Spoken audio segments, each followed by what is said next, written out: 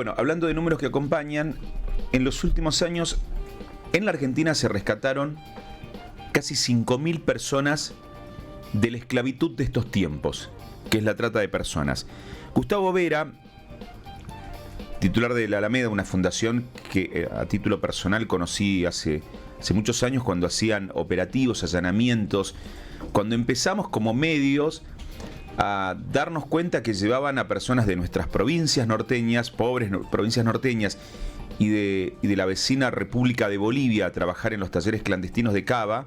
Justo la semana pasada condenaron a una mujer de 10 años también por llevar a personas, a mujeres desde Bolivia, menores de edad, para trabajar en los talleres clandestinos de Cava, que se nota que siguen funcionando de esa manera. El Comité Ejecutivo de Lucha contra la Trata y Explotación de Personas fue una institución que tuvo un reconocimiento inclusive a nivel internacional. Hay un video dando vueltas del secretario de Estado de los Estados Unidos poniendo a Argentina como ejemplo de trabajo de la trata de personas. Sin embargo, el gobierno nacional tomó medidas. Se lo vamos a preguntar a Gustavo Vera directamente. Gustavo, buen día. José Corbacho desde la mañana de CNN Salta. Hola, buen día, José. ¿Cómo estás? Bien, gracias por atendernos, Gustavo. Contanos, por favor, con esta presentación de primero de lo que significa la trata de personas y el trabajo que ustedes hicieron en estos años, 3 años creo, y 5.000 personas rescatadas en la Argentina. ¿Qué decisión tomó el gobierno nacional? Bueno, primero te cuento para el oyente que el Comité Ejecutivo de Lucha contra la Trata y Explotación de Personas es un organismo creado por la Ley de Lucha contra la Trata, que fue sancionada en el 2012. Es un organismo de coordinación interministerial que tiene una dirección a cargo de Jefatura de Gabinete y que se componía de 5 ministerios que eran los que tenían competencia más cotidiana en materia de prevención, en materia de persecución, en materia de asistencia y de fortalecimiento interinstitucional. Dentro del comité estaban delegados representantes de los ministerios de Trabajo, de Seguridad, de Justicia, de Desarrollo Social, de Mujeres, Género y Diversidad. La función que establece la ley respecto al comité es la de elaborar un plan bienal en coordinación con los 3 poderes del Estado y en coordinación con los 3 estamentos del Estado, o sea, nación, provincias y municipios. Ese plan bienal tiene que contemplar acciones para mejorar los estándares en las áreas que te mencioné anteriormente, prevención, persecución, asistencia. Nosotros cuando asumimos teníamos claramente, porque veníamos de la sociedad civil luchando contra este horrendo delito, teníamos claro que había 3 problemas estructurales a resolver. El primero de ellos era el día después, o sea, sabíamos que había una cantidad importantísima de rescates, pero que el día después las personas quedaban libradas a su propia suerte. Por lo tanto, la lucha durante los 4 años de gestión fue la de generar políticas públicas que restituyeran derechos que avanzaran hacia el acceso al trabajo, el acceso a la vivienda y el acompañamiento terapéutico, que la sobreviviente de trata es un factor clave, sin el cual no se puede lograr todo lo demás. Y construimos estos programas y de alguna manera logramos un programa de inclusión y capacitación laboral en la órbita del Ministerio de Trabajo que duraba 1 año, los capacitaban oficio. Logramos también que la Comisión Nacional de la Vivienda tuviera un programa de soluciones habitacionales para víctimas de trata. Logramos que se entregaran viviendas en Formosa, en Misiones, en Catamarca, en Santiago del Estero. Logramos de alguna manera que de las 5.200 personas prácticamente el 95-96% tuvieran asistencia efectiva. Hubo 3.200 acompañar, 1.300 prestaciones por protección laboral que entregaba Renatre, más de 400 potenciales, etcétera, etcétera. O sea, tenemos acreditado el día después que de alguna manera el día después era una especie de puente entre el rescate y la reparación final económica que se le tiene que dar a una víctima cuando hay sentencia judicial firme, ¿sí? Pero esto demora aproximadamente 7-8 años, no es como en Salta, que hay excepcionalmente sistema acusatorio y las causas duran 2 años, digamos, promedio. En la mayoría de las provincias el tiempo es mucho más largo. Y por otro lado, el segundo desafío era avanzar en la persecución penal, porque si la trata es el tercer delito más rentable, hasta ahora la estadística que teníamos al momento de asumir es que había solamente perejiles, una colección de perejiles. Perejiles me refiero al último eslabón de la cadena de los verdugos. Claro. Y había que conectarlos con quienes se beneficiaban económicamente de este delito. Por lo tanto, empezamos a involucrar fuertemente a la FIP, que creó una división contra el trabajo ilegal, a la UIF. A los dos los habilitamos en el protocolo legalmente para que puedan ser querellantes por parte del Estado. Al SENASA, para individualizar, por ejemplo, en el ámbito rural, quiénes eran los responsables de una explotación en un campo, porque era, era muy común que vos hicieras un allanamiento en un campo, detectaras trata laboral, intervinieras y rescataras a las víctimas, pero la causa quedaba en un limbo porque los jueces o fiscales aducían que no podían individualizar quién era el que estaba beneficiándose con la explotación por la mezcla que había de cooperativas truchas, sociedad anónima, cuadrillero, vaqueano, alquiler de campo, etcétera. Bueno, entonces para romper todos estos circuitos con estos tres organismos empezamos de alguna manera a afinar la puntería en relación, digamos, al seguimiento de la ruta del dinero.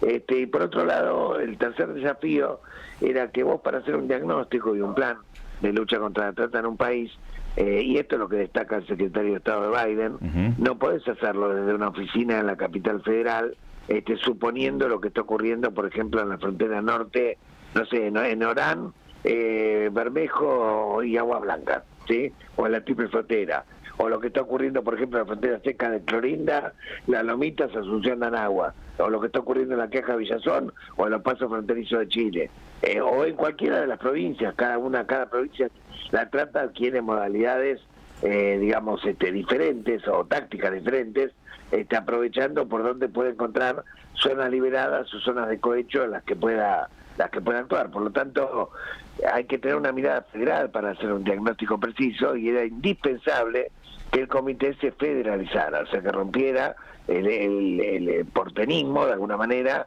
o el ambacentrismo, donde daban instrucciones desde el obelisco, y empezaron a ser protagonistas las provincias. Y esto fue lo que ocurrió.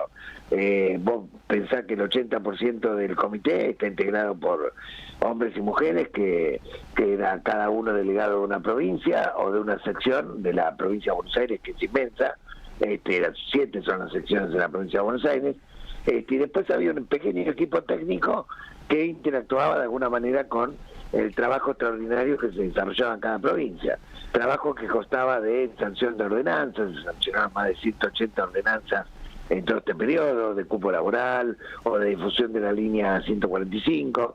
Se sancionaron 4 leyes de inclusión laboral en Catamarca, Chaco, en Tierra del Fuego, en Salta, y hay 9 en estado parlamentario que establecían, promovían el acceso al trabajo en el ámbito privado o público, Gustavo, con apoyo del Estado. Gustavo, para hacer todo eso, ¿cuánta gente podría haber? Cuando se habla a veces de un Estado superpoblado, cuando se habla de uno a veces se entiende una mirada de, pero hay mucha gente laburando en el Estado y no resuelven cosas. Ustedes resolvieron y avanzaron en esto, según lo manifiesta, no un argentino, sino la mirada del propio gobierno norteamericano. ¿Cuánta gente trabajaba en la división tratas? ¿Cuánta gente trabajaba en el comité? En el comité trabajaban 40 personas. ¿En todo el país?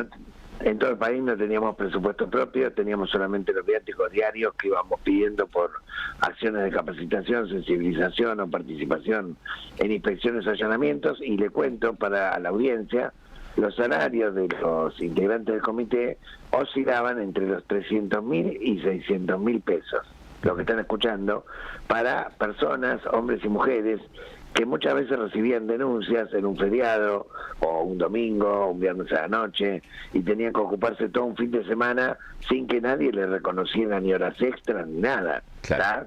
A vos te citaban por oficio para participar en un allanamiento, y a veces tenías que estar desde las 6 de la mañana hasta las 2 de la madrugada, y nadie te reconocía todo el tiempo trabajado. Y no es que nosotros no teníamos presupuesto ni potestad para poder hacerlo, porque dependíamos del área administrativa de jefatura de gabinete, así lo establece la ley.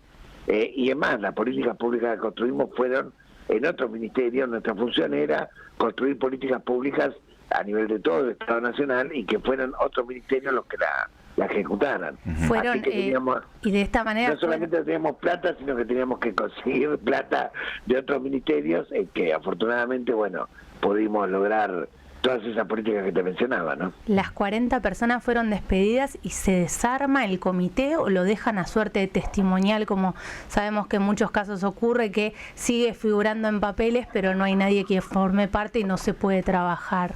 El comité, las 40 personas que trabajaban en el comité fueron todas despedidas, y obviamente como fueron despedidas irregularmente porque no hubo notificación por escrito, muchos eran planta transitoria, etcétera, iniciaron una acción de amparo, digamos, junto con el gremio UPCN, y lo que pusieron, digamos, presuntamente es una nueva directora. Digo presuntamente porque todavía no tiene designación y no tiene todavía nombramiento oficial. Y ya ha ocurrido en este gobierno que personas sin nombramiento participaban del Estado y después se iban sin siquiera haber sido jamás nombradas, así que no sabemos si está como Sturzenegger, digamos, para darte un caso conocido, digamos, sí. o no. Pero sí, es muy probable que pongan una especie de comité de maquillaje, pero básicamente lo que están haciendo es poner en manos de la policía y de la gendarmería el monopolio de la lucha contra la trata. Esto ya lo vivimos en el 2007, 2008, 2009, ya lo combatimos, porque naturalmente esto lleva de alguna manera a una profundización del cohecho y de la corrupción. Ayer referenciábamos, Gustavo, que internacionalmente se recomienda que justamente la lucha contra la trata de personas no esté bajo la órbita de seguridad. Claro, por una razón muy sencilla. Vos imaginate, la trata de personas es un delito que implica la captación, el engaño, el traslado de una región a otra, de una provincia a otra, de un país a otro, para reducir a una persona a esclavitud laboral o sexual. Dicho en términos muy sencillos, ¿no? Para poder realizar todo esto no es lo mismo que robarte una billetera en un colectivo. O sea, para poder realizar todo esto se necesita una logística, se necesita zonas liberadas, se necesita cómplices. O sea, no, la trata no existe si no hay zona liberada. Y cuando hay zona liberada es porque hay complicidad. Ahora, en esa zona liberada, los que están más cerca de ser sospechosos de colaborar con el crimen organizado son aquellos cuerpos inspectivos o aquellos que tienen que custodiar el orden, es decir, la fuerza de seguridad o los cuerpos inspectivos del Estado. Por lo tanto, y más la fuerza de seguridad, que son las que están en la calle, en el territorio. Por eso es tan frecuente en todo el mundo que, además de funcionarios, digamos, etcétera, imputados por trata, procesados o condenados por trata, es muy común que haya sectores de la fuerza de seguridad en todo el mundo que hayan tenido causas por trata, y seguramente si repasás por Latinoamérica vas a encontrar sentencias sobre miembros de fuerza de seguridad en todo el continente. Y esto es obvio, tiene que ver no con que las fuerzas sean corruptas, sino con que lo ocasiona ser ladrón, y si vos tentás al demonio, con fuerzas de seguridad que tienen salario muy bajo y redes de crimen organizado que manejan mucho dinero, esto naturalmente es un cóctel explosivo que invita a que pueda haber situaciones de cohecho. Eso no significa que no haya personas dignas y personas que, a pesar de que ganen muy poco, se rebelen contra esta situación, incluso la denuncien dentro de la fuerza de seguridad, pero habitualmente muchísimos jefes en el pasado estuvieron implicados en esto. Y en Argentina es muy claro. A ver, yo en el año 2010 fui el denunciante que desmanteló la primera división de trata de la Federal. La primera división de trata de la Federal, que se creó en el 2009, después de la primera ley del 2008, fue desmantelada en el 2010, ¿sí? Porque en lugar de luchar contra la trata se dedicaba a cobrar coimas y tarifar los prostíbulos. Por lo tanto, esto fue una denuncia en una etapa de los diarios, tuvo una repercusión internacional, llegó al Congreso, etcétera. Y luego se armó una mega causa en la cual cayeron por lo menos 60 comisarios federales, todos implicados en cohecho en situaciones de trata, tanto laboral como sexual. Es decir que para nosotros lo que viene ahora es una situación donde va a haber allanamientos con secretismo. Nos van a vender el diario de Irigoyen, por ejemplo. Ya Patricia Bullrich empezó a hablar de temas de trata inexistentes. El otro día, por ejemplo, en La Nación Más le preguntaron en el último reportaje que le hicieron qué pasaba con esa causa que ella había denunciado en el Chaco, y ella dijo que estaba en el juzgado ya federal y que la causa avanzaba. es mentira, no está en ningún juzgado federal, y a la causa a la que se refiere está en un juzgado provincial, es un caso de abuso, la persona que abusó está presa, pero no es trata, digamos, o sea, simplemente para estigmatizar a una organización social, cuando esa misma organización social expulsó a el sujeto, digamos, que había abusado de una persona. Pero bueno, a ver, van a tratar de utilizar la trata para cuestiones ideológicas, para hacer marketing, para campaña. Y lo que es el Ministerio de Seguridad en realidad es una autoconducción de la Fuerza de Seguridad, vamos a ser claros. Patricia Bullrich no dirige nada, o sea, cada tanto, ustedes lo saben, en el norte los verdes le hacen alguna estadística para que saque un Twitter y de alguna manera sigan campaña electoral permanente, que es lo que hace todo el tiempo. ¿Puede llegar a ocurrir que le den como la potestad a las provincias de que cada una vea cómo hace el manejo de la trata o no? En cuestión de presupuesto y en todo, en general. Sí, a ver, por ley, primariamente responsable es el Estado Nacional y convergentemente las provincias. Sí. Ahora lo de primariamente te la debo, porque claramente no está ocurriendo. Uh-huh. Gustavo, lo seguimos al tema. Especialmente estamos en una provincia donde muchísimas de estas 5.000 y pico de personas que rescataron en estos años, más de 5.200, sí. 5.200 son de nuestra provincia. Han tenido muchos, digamos, es una provincia y la conoces, estuviste por la zona de Aguas Blancas, de Bermejo, de Orán. Sí, por supuesto, lo conozco muy bien. Entonces, digo, si los salteños no le prestamos atención a lo que pasa a nuestro alrededor, a veces hablamos del narcotráfico, decimos, che, le prestemos atención a lo que pasa en nuestra frontera, porque si no, no existiría lo de Rosario. Entonces también la cuestión de trata, así que vamos a estar dándole seguimiento a este tema. Mira, a mí una cuestión que yo quiero destacar, y es que tuve mucha solidaridad de gobernadores, tanto radicales como peronistas, incluso también de fuerzas provinciales en la Patagonia, que me manifestaron su estupor, indignación, y varios sostuvieron que había que seguir manteniendo estas redes interinstitucionales entre las provincias, que tenían que seguir estando conectados alrededor de esta temática, que había que tratar de fortalecerlo, que de ninguna manera había que caer en el juego de terminar de desmembrar todo lo que esta gente pretende desmembrar, y mantener la bandera y la llama en alto, digamos, de la lucha contra la trata. Por lo tanto, y el Poder Judicial también, de hecho, el Poder Judicial, el Ministerio Público Fiscal ha recibido solidaridad prácticamente de los fiscales de todo el país, porque para los fiscales, los delegados y delegadas que había en las provincias eran un actor clave, que conectaba de alguna manera la situación de un allanamiento y un rescate con los organismos del Estado Nacional. Esa profunda articulación es la que han quebrado, pero aparte también han quebrado, piensen ustedes estaban mencionando antes que me empezaron a entrevistar a mí, casos de despidos en la provincia de ustedes de funcionarios del Estado Nacional. Sí. Esto está ocurriendo masivamente, no sé si notaron el detalle, que en la tanda de despidos masivos, casi 11.000 o más, que se produjeron hasta ahora, la peor parte se la llevaron las delegaciones del Estado Nacional en las provincias de cualquier organismo. Vialidad, ENACOR, CDR, ANSES, INADI, el que quieran tomar. Han desmantelado la presencia del Estado Nacional en las provincias, y lo único que queda de Ushuaia a La Quiaca como Estado Nacional es la policía. Qué detalle, ¿no? Uh-huh. Gustavo, lo seguimos al tema. Un abrazo. Hasta luego.